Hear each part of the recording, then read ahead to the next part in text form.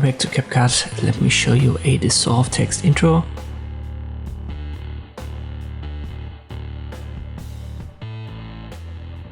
We'll add our footage below, and then we add a default text element and a text right here.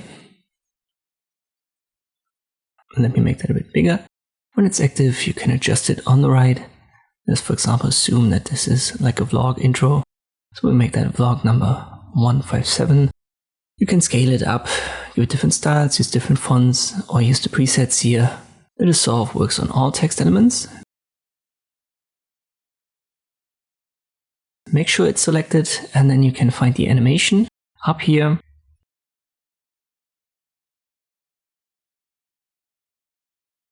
You want to go to in and then scroll down. Currently the dissolve down is right here, so very much at the end. Download it, and with a left click it should be added. You can see this little line right here on the element. That's the duration. So if we adjust that here, this line gets longer and the duration for the animation gets longer as well.